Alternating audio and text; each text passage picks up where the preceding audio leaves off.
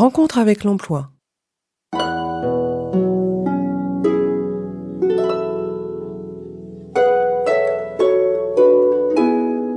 Là où les professionnels se racontent et les CV se déclament.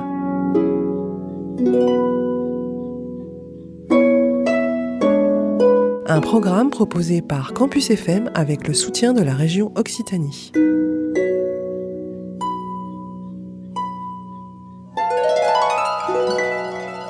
Auditeurs, auditrices de Campus FM, bienvenue dans cette nouvelle édition de Rencontre avec l'emploi. Nous allons parler aujourd'hui pluri-emploi, donc double activité. Et pour ce faire, j'ai le plaisir d'accueillir aujourd'hui Mathieu Desperoux, qui est à la fois écrivain et veilleur de nuit. Bonjour Mathieu. Bonjour François. Alors, écrivain, comment est-ce qu'on pourrait peut-être présenter cette activité Alors, c'est un mot compliqué à définir parce que parfois, même moi, je suis un peu perdu parce qu'en tant qu'écrivain, parfois, on considère qu'à partir du moment où une personne a publié un bouquin, à quel moment on se définit qu'une personne est écrivain? Est-ce que c'est parce qu'elle a publié un bouquin? Est-ce qu'elle a un statut artiste-auteur déclaré à l'URSSAF? Est-ce qu'elle publie régulièrement des bouquins? Est-ce qu'elle écrit régulièrement? Sachant qu'il y a le terme d'auteur qui théoriquement se réfère au statut légal, et écrivain c'est celui juste qui écrit, mais moi dans mon usage courant je fais exactement la façon inverse, donc grosso modo moi personnellement je suis écrivain parce que j'écris dès que j'ai du temps j'ai commencé à publier des textes de façon régulière et j'espère un jour en faire carrière. Alors, l'activité d'écrivain, l'activité d'auteur-artiste, ça commence à quel moment pour vous ? Alors, professionnellement, ça s'est fait un petit peu petit à petit. Les premières publications, techniquement, c'était des publications sur une plateforme Wattpad, même avant, sur mon blog. Et j'ai commencé à me considérer vraiment comme artiste-auteur, comme écrivain, à partir du moment où j'ai créé mon statut, et surtout quelques mois plus tard, quand j'ai lancé ma campagne de financement sur Ulule pour publier mon premier roman.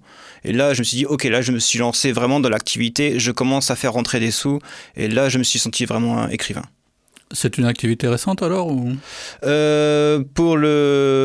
Oui, alors j'écris depuis longtemps, ça fait depuis longtemps que je fais des envois d'éditeurs, etc. Mais vraiment, ça fait depuis peu que je fais rentrer de l'argent, que même mon statut, je l'ai depuis 6 mois à peu près, d'artiste-auteur.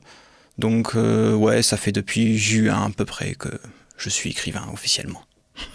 Alors en termes de cheminement, vous avez d'abord commencé à écrire et puis à un moment, vous avez eu la volonté de rendre cette production publique, si on peut dire.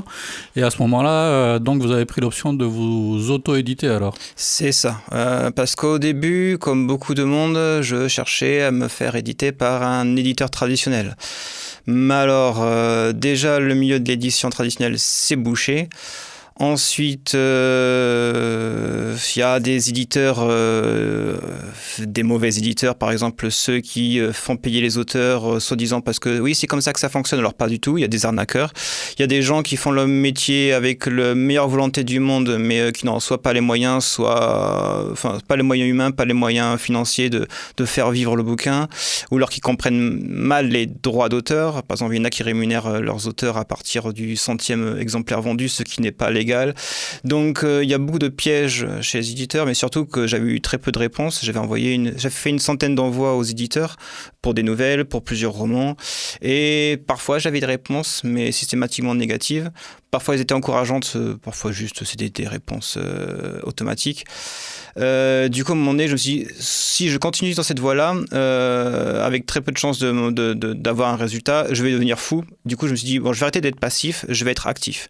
Et ce qui m'avait repoussé loin de l'auto-édition, il y avait 2 trucs qui me faisaient peur par-dessus tout. C'était l'administration et le marketing. L'avantage, c'est qu'avec un éditeur, normalement, c'est lui qui gère tout. D'ailleurs, je suis aussi éditeur au Lufthansa Club, et on gère ces questions-là. L'auteur publié à compte d'éditeur n'a pas à créer son statut, etc. Il n'a pas à gérer le marketing. Bon, évidemment, son aide est la bienvenue, surtout quand on est un petit éditeur, mais ce n'est pas une nécessité. Normalement, c'est l'éditeur qui s'en charge.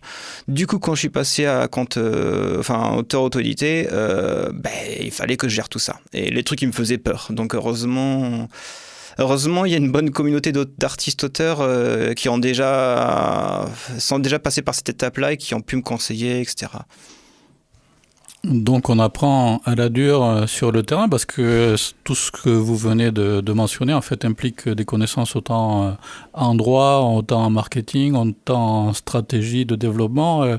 Comment vous vous êtes confronté à ça? Vous avez découvert au fur et à mesure ou alors les autres vous ont dit tiens il va falloir que tu t'occupes de ci, de ça, de ça, de ça, de ça? Alors, c'est un peu des deux. J'ai beaucoup écouté de conseils, des bouquins que j'ai lus sur comment s'auto-éditer, des conseils d'artistes-auteurs, rien que pour ma campagne de financement que j'ai lancée sur Ulule, je me suis appuyé des connaissances qu'avaient eu mes collègues du Lufthansa Club. J'ai engrangé pas mal d'informations au fur et à mesure, mais ça reste c'est énormément de trucs à... Même quand on délègue, par exemple, pour mon premier roman, j'ai pas fait la maquette tout seul. Mon objectif, c'est de la faire moi-même, la maquette du bouquin, pour des raisons financières à terme, mais je l'ai pas fait, donc j'ai dû déléguer ça. Donc ça m'a soulagé une part du travail, mais malgré tout, il y a la question de savoir, ok, qu'est-ce que je délègue exactement, qu'est-ce que je lui dis de faire ce prestataire de service, à quel moment, à quelle étape je le fais, est-ce que c'est un truc que je dois prioriser ou est-ce que je dois attendre que d'autres étapes soient remplies. Rien que de savoir en fait dans quel ordre je fais les choses, c'est absolument effrayant. Il y a quelques instants, vous avez parlé du statut d'artiste-auteur. Quand on est écrivain, c'est indispensable d'avoir une dénomination, un statut vis-à-vis du droit du travail, du droit de la propriété intellectuelle, ce genre de choses? Alors, on est obligé, dès qu'on commence à faire de l'argent, il faut le déclarer. Il y a des il y a des auteurs qui ne le font pas. Il y en a qui sont édités depuis des années, auto-édités depuis des années, qui n'ont toujours pas leur statut.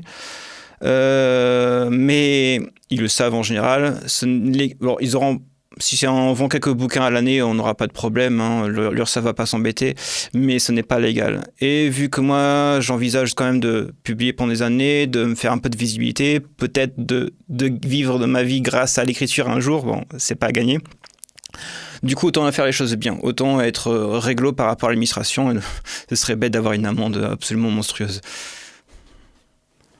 Alors, vous n'êtes pas encore en mesure de gagner la totalité de votre vie avec l'activité d'écrivain. Je le disais dans l'introduction, vous avez également une activité parallèle qui est votre source de revenus actuellement, votre source principale. Vous pouvez en parler un peu ? Oui, complètement. Les jobs de la culture, que ce soit auteur, éditeur, même musicien, etc., des milieux que je connais beaucoup moins bien, c'est très difficile de gagner sa vie. Même avec la CAF, même avec les aides, tout ça. Du coup, comme beaucoup de monde dans mon cas, j'ai un job alimentaire, c'est veilleur de nuit. Veilleur de nuit, du coup, c'est un truc que je recommande beaucoup aux gens, c'est d'avoir, vu que c'est très difficile de gagner sa vie grâce à l'écriture, c'est d'avoir un job à côté, mais pas un job à temps plein. Parce que j'avais eu un job à temps plein, même je faisais du 40 heures par semaine il y a des années, et quand on rentre chez soi, on n'a pas envie d'écrire, on n'a pas envie d'être face à un écran, donc c'est fatigant. Donc ce que je recommande, c'est ne pas hésiter à prendre un job alimentaire parce que pour vivre décemment et pour être quitte à faire même rentrer quelques réserves pour l'investir dans la maquette, dans la correction orthotypo, etc. Mais un job à temps partiel suffit amplement si on gère bien si on n'a pas un loyer trop élevé, si on gère bien ses finances à vivre et à écrire à côté. Du coup, moi, je fais un 20 heures par semaine. J'avais un autre job avant à 28 heures par semaine. Et l'avantage aussi, c'est qu'en tant que veilleur de nuit, je peux parfois travailler un peu sur des trucs, genre l'administratif, etc., une fois que j'ai fini mes tâches de veilleur de nuit. Donc c'est l'avantage. Et en plus, l'avantage aussi d'être veilleur de nuit, c'est que je suis veilleur de nuit dans une structure relativement calme, où tout se passe bien. Ce n'est pas un job très stressant. Fatigant parce que je dors le jour pendant une partie de la semaine, mais pas trop stressant. Et c'est pas mal aussi parce que quand on veut s'auto-publier, qu'on se prend un peu la tête, comme moi parfois, c'est stressant. Donc à un moment donné, il faut se reposer, il faut pas se prendre la tête sur trop de trucs à la fois, sinon à un moment donné, on fait un burn-out. Et le burn-out, c'est pas bien. Mathieu Despérou, écrivain, éditeur et veilleur de nuit, merci beaucoup. Merci à vous.